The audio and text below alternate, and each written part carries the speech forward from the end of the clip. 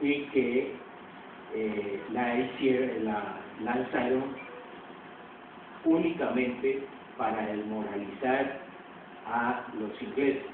Por eso fueron lanzadas todas sobre Londres, sobre la población civil, y que hizo también grandes estragos. Muchas de estas bombas también estallaron en las plataformas de lanzamiento, no llegaron a su destino o estallaban en el camino, pero de todas maneras ellos estaban a punto de tener la bomba atómica por unos sistemas un poco diferentes, que era el agua pesada, de donde extraían la parte atómica para la creación de esa bomba. Entonces, pues,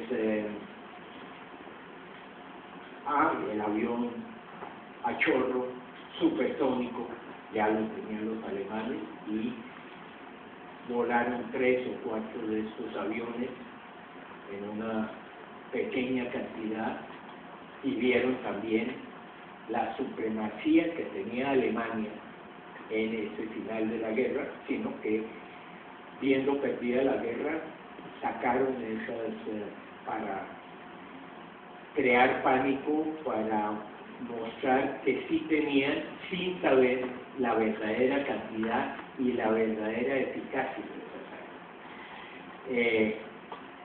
No llegaron a tener la bomba atómica como tal. Entonces los aliados, los americanos, los ingleses, los franceses y toda esta parte, pues intensificaron y ayudaron a la creación y al aceleramiento de la creación de la bomba atómica americana. Y de esta manera, pues, uno siempre en las películas de la Segunda Guerra parece que fueron los americanos los que estuvieron en la Segunda Guerra, y que los europeos pues no contaban, porque cada uno cuenta de sus cosas, y más los europeos también para su lado cuentan las cosas europeas.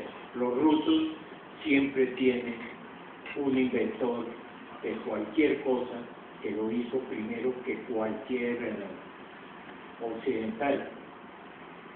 Entonces eso es una cosa de nacionalismo, de mostrar sus condiciones y demás. Pero una cosa muy importante es que estas 2 bombas atómicas se consideraron como un genocidio por parte de los americanos hacia el Japón. Los muertos fueron muchísimos, y sobre todo los lesionados que quedaron con la contaminación atómica. Pero, por otro lado, si esto no hubiera ocurrido, los japoneses, probablemente la guerra hubiera durado otros 5 años. Y tal vez la cantidad de muertos y la demora de una paz hubiera sido muchísimo más traumática que toda esta cantidad de muertos que hubo. Eso era una de las cosas que parece que en todas sus charlas largas y de fondo, de una u otra manera, lo tocaba el profesor Arce. También otros de sus historiadores hablan de que él quedó traumatizado con esas condiciones de haber participado en la creación de la bomba.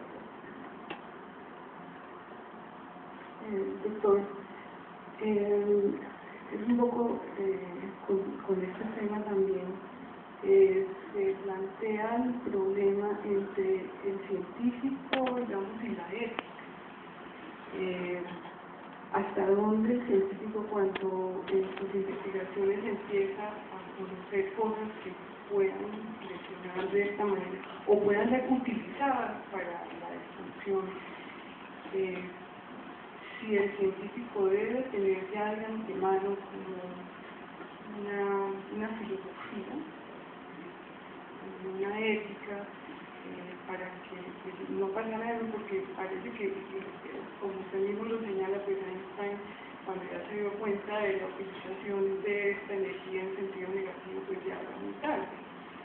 Y quisiera saber si él se planteó, además, la relación de eso con el mundo sistema de poder, si de pronto él profundizó en ese tema y si valdría la pena que en la comunidad científica, que por otra parte pues ha sido tan supremamente exitosa y ha traído tanto bienestar a la humanidad, pues debiera plantearse muy profundamente una consideración ética. Sí, es muy interesante esta parte porque vemos cómo en muchas maneras el científico es obligado a poder estar creando armas y demás, pero también por otro lado podemos ver que,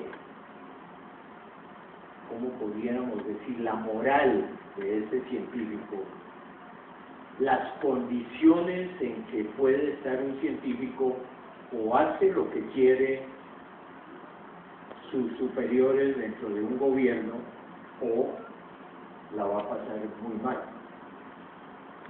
El doctor Berthe, alemán, fíjense todos los experimentos que hizo, por ejemplo, de la gestación, de coger mujeres desde el primer día de su fertilización y cada 12 horas matar una para ver cómo era el progreso de la fertilización.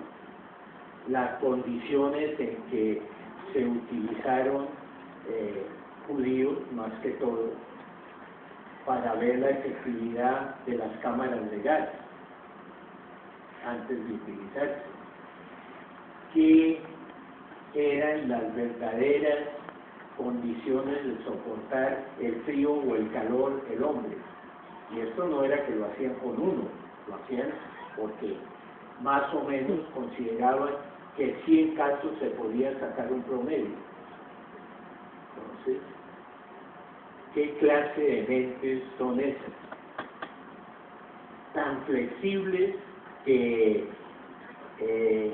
no se oponen a estas condiciones, o tan aterrorizados por parte de la presión que puede crear un gobierno, la cantidad de condiciones que le pueden poner, maravillas por un lado, y por otro, si usted se va o no hace lo que queremos, pues su familia, usted mismo, va a tener problemas sumamente serios. Entonces, ahí es muy complicado poder hablar de la moral de montones de cosas, porque inmediatamente lo que decimos nosotros, pero ¿qué moral tenían estas personas? Pero no sabemos las circunstancias con las cuales eran presionados. Sin lugar a duda, era presión para que se inclinaran por semejantes monstruosidades. Y con la perspectiva de que estaban haciendo algo sumamente importante, que era conocer las condiciones extremas de un ser humano, de resistir, por ejemplo, el calor o el frío, o el hambre, o determinadas condiciones de alimentación que en 6 meses pues morían de sed.